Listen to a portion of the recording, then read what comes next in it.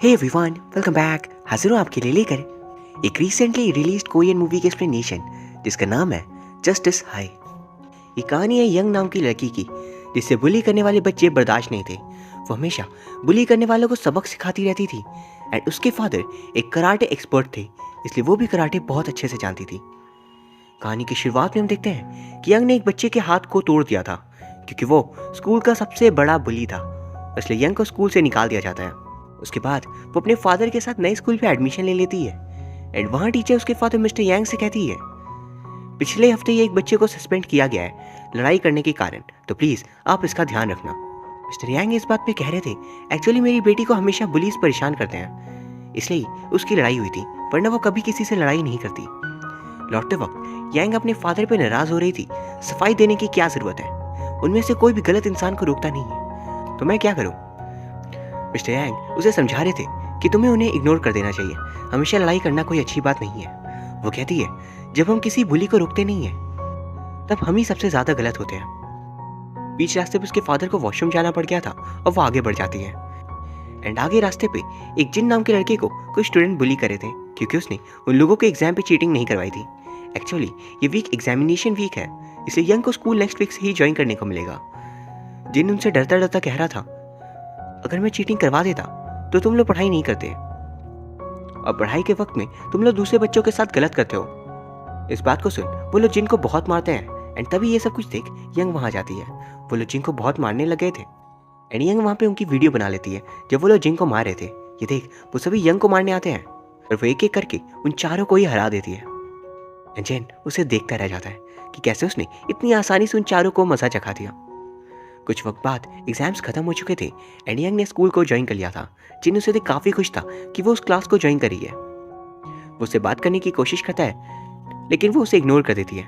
छुट्टी होने के बाद वो दोबारा यंग के पास जाता है उसका शुक्रिया अदा करने, जिस पे वो कहती है अगर मुझे थैंक्स कहना चाहते हो तो प्लीज मुझसे दूर रहो, और मैंने तुम्हें कोई बचाया नहीं था बल्कि मेरी आदत है उन जैसे लोगों को मारने की, इसलिए मैंने वहां पर इंटरफेयर किया था। अब हमें जिन की मॉम को दिखाया जाता है जो एक रेस्टोरेंट चलाती है क्योंकि उसके फादर नहीं थे। रेस्टोरेंट पे कभी कभी घटिया कस्टमर्स आ जाया करते थे जो खाना खाकर पैसे नहीं देते थे एंड आज भी वैसे ही कस्टमर था। रात के 10 बज गए थे, अब वो जा ही नहीं रहा था। जब जाने को बोला गया तो खाना खराब का बहाना बनाकर वो पैसे नहीं देता है। जिन कोशिश करता है कि वो उसके सामने टफ एक्ट कर सके लेकिन वो उसे बहुत मार खा जाता है। वहीं फिर अगले दिन स्कूल में यंग को सीनियर स्टूडेंट यूना आकर उससे फोन मांगती है जिसपे उसने वीडियो बनाया था ताकि उस वीडियो को वो डिलीट कर सके। यंग कहती है क्या तुम्हें प्राइवेसी के बारे में पता नहीं है, किसी के भी फोन को मांगा नहीं जाता। ये सुनकर यूना को गुस्सा आता है लेकिन वो कर भी क्या सकती है, यंग उसे बुरी तरह पीट देती है। छुट्टियों के बाद जिन दोबारा यंग के पास जाता है उसे फाइटिंग सीखने की रिक्वेस्ट करता है और कहता है मेरे फादर नहीं है और मेरी मदर को रेस्टोरेंट अकेले ही चलाना पड़ता है, कभी कभी घटिया कस्टमर्स आ जाते हैं पर मैं तब भी अपनी मदर की हेल्प नहीं कर पाता। मैं किसी को मारने के लिए नहीं बल्कि खुद को डिफेंड करने के लिए फाइट सीखना चाहता हूँ। इस बात को सुन यंग उसे अपने घर ले जाती है अपने फादर के पास जो एक कराटे कोच भी थे। वो उसे फॉर्म फिलअप करवाते हैं और कहते हैं कल से प्रैक्टिस के लिए आ जाना। अगले दिन स्कूल में हम टई से मिलते हैं जो स्कूल स्टूडेंट यूनियन का प्रेसिडेंट था, बेसिकली हेड बॉय। एंड आज उसे प्रिंसिपल शाबाशी दे रहे थे कि उसने अभी तक सब कुछ बहुत अच्छे से हैंडल किया है। एंड वहां पर यूना जिसे कल यंग ने मारा था वो अपने दोस्त हान और टाई को यंग के बारे में बता रही थी कि वो बहुत ही ज्यादा बदतमीज है और वो किसी की भी इज्जत नहीं करती। इस बात पे वो दोनों हंसने लगते हैं कि जूनियर ने तुम्हारी ऐसी हालत कर दी। एंड फिर हान टई से कहता है उसे बुला लेना यहाँ पे, तुम बुलाओगे तो उसे आना ही पड़ेगा और हम यहाँ पे उससे बात कर लेंगे। छुट्टी हो जाने के बाद जिन प्रैक्टिस शुरू कर देता है एंड पहले मिस्टर यांग उसे पुशअप्स करवाते हैं जो उससे नहीं होता, फिर स्किपिंग रोप्स, फिर स्ट्रेचिंग भी। एंड ये सब करते हुए उसकी हालत बिल्कुल खराब हो गई थी। वही अगले दिन स्कूल जाते वक्त वो चल भी नहीं पा रहा था और पीछे से यंग आकर कहती है ये क्या है, चलो भागो जल्दी। फिर उसे 2 बच्चे टई के पास लेकर आते हैं एंड वहां पे यूना उससे कह रही थी क्या हो गया, इन दोनों के सामने तुम्हारी बोलती बंद हो गई। याद रखना सीनियर्स की हमेशा इज्जत करनी चाहिए।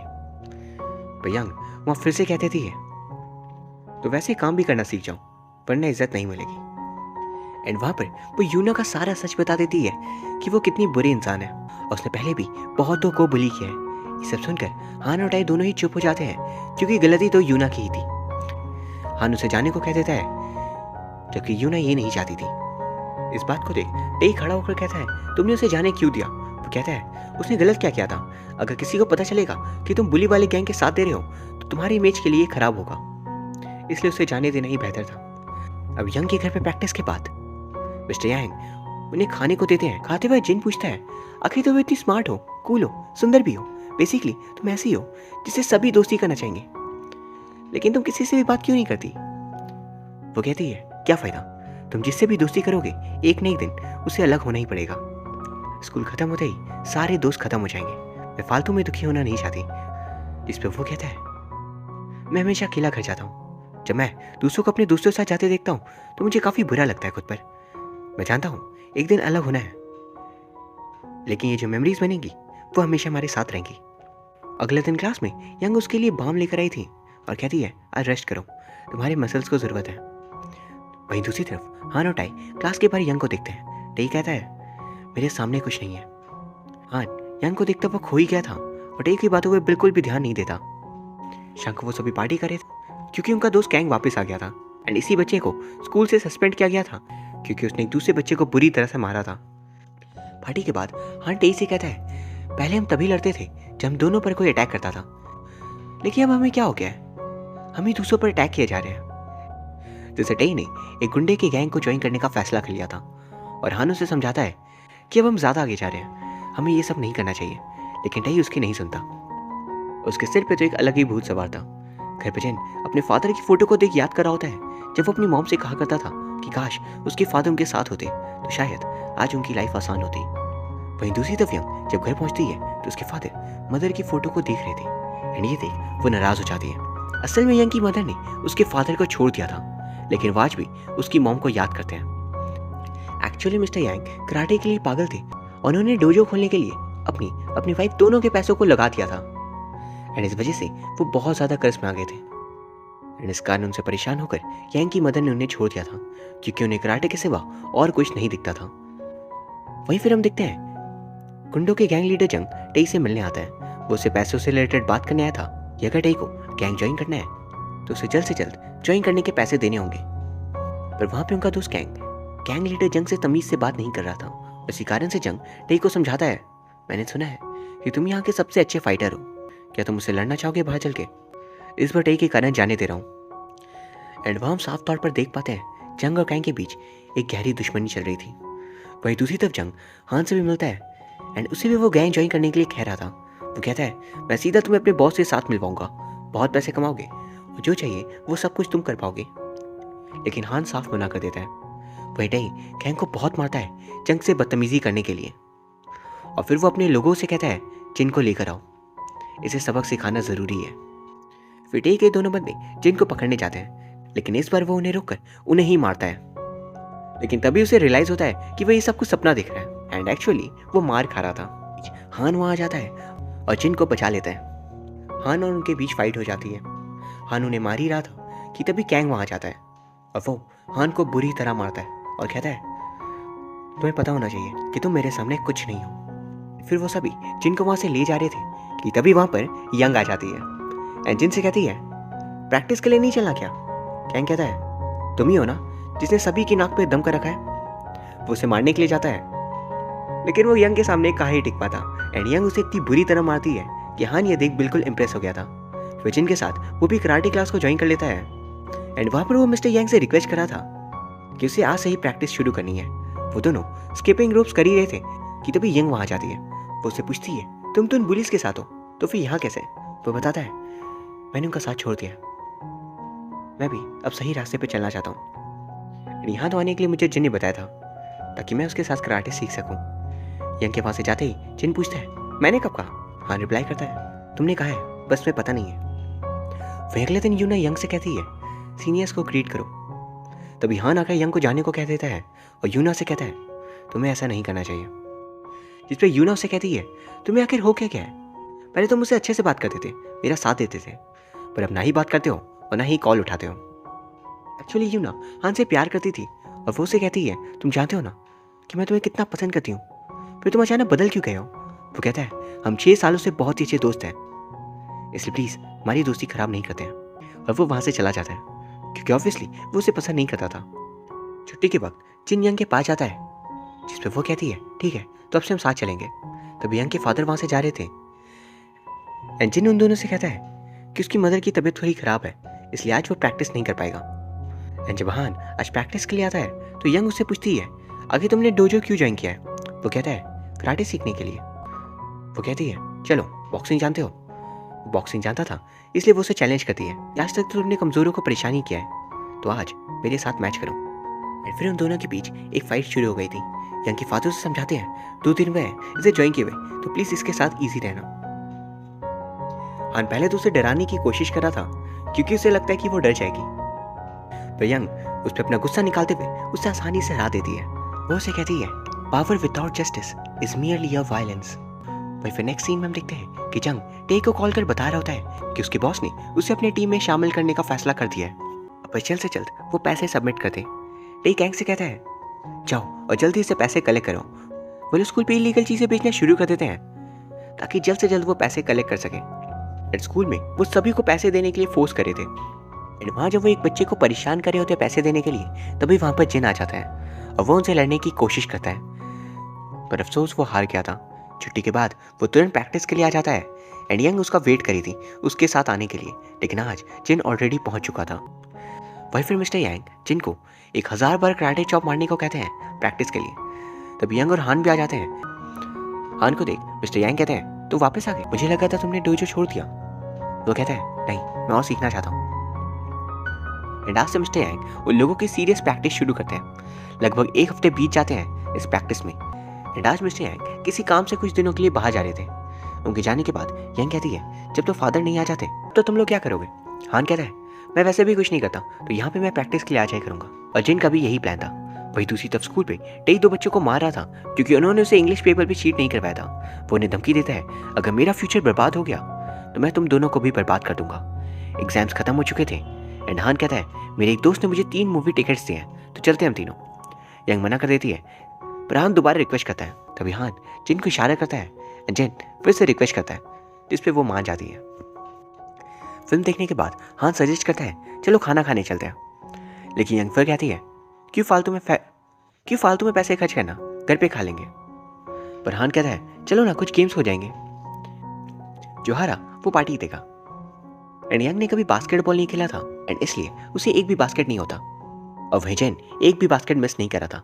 हान वहाँ पे ये देख सोच रहा होता है वो यंग को इम्प्रेस कैसे करे। एंड वही फिर जेन उन्हें अपनी फेवरेट जगह पर लेकर आता है, जो था उसकी मॉम का रेस्टोरेंट। एक बार आज जेन अपने किसी दोस्त को लेकर वहाँ पर आया था, जिसे देख उसकी मॉम काफ़ी खुश थी। उन दोनों का शुक्रिया अदा करती है जिन के साथ दोस्ती करने के लिए। फिर घर लौटते वक्त हान और यंग एक मार्ट पर रुके थे। यंग पूछती है, अभी तुम अचानक से मेरे और जिन के प्रति इतने अच्छे कैसे हो गए? वो कहता है, ये कोई नाटक नहीं है, ये मैं सचमुच तुम दो से दोस्ती करना चाहता हूँ। वो उसे इस बात का कारण जानना चाह रही थी, जिस पे वो बताता है, जब मैं मिडिल स्कूल में था तब मैं बॉक्सिंग सीखा करता था, लेकिन वो टीचर मुझे बहुत ही ज़्यादा मारते थे। 2 साल लगे मुझे इस बॉक्सिंग क्लब को छोड़ने में, और उसके बाद मैं भटक गया था। मेरे पास जो थे यही लोग थे, मेरे दोस्त। मैं इनके जैसा बनना तो नहीं चाहता था, लेकिन मैं करता भी क्या। कई बार हमारे सामने जो लोग होते हैं हम उनकी राह पर ही चल देते हैं बिना कुछ सोचे। लेकिन फिर मैं तुमसे और जिन से मिला तो मुझे समझ आया कि आखिर मैं कौन हूँ और मुझे क्या करना चाहिए। मैं कोई बुली या गुंडा नहीं बनना चाहता, और नहीं मैं ऐसा हूँ। वहाँ पर वो अपना ट्रू इंटेंशन बताता है कि वो सच में उन्हें अपना बहुत अच्छा दोस्त मानता है।